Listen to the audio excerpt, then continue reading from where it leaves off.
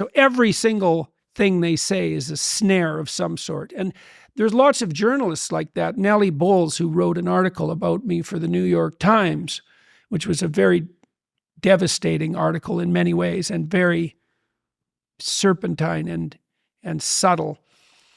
She, 3 years later, she wrote another article about what it was like to work for the New York Times when she was working there and the tricks that the journalists played, including her. And she said that the game was to devastate someone else's reputation in the attempt to boost yours, right? So you could think about it as a game of comparative moral standing.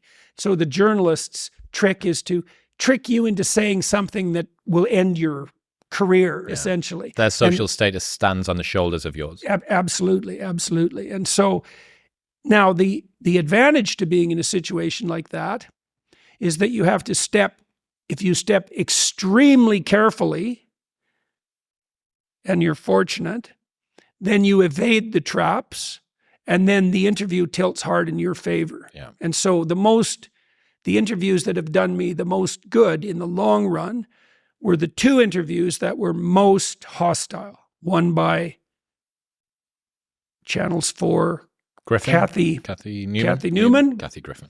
And Kathy at least had a sense of humor. Another one by Helen Lewis, who had no sense of humor at all and doesn't seem to have learned anything at all in the interim. But I think that one has 80 million views now, twice as many as the Kathy Newman interview. Like, it just keeps racking up views. And it was because Helen Lewis, she has like 50 tricks or 100 tricks. Kathy had like 4, and they were pretty blunt. And she had a sense of humor about them.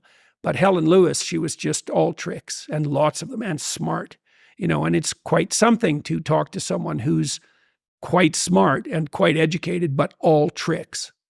And so, but how does it feel looking back on those two? They were a very formative time. It was kind of the inflection point, or one of the inflection points, I suppose, for yourself as well. Yeah.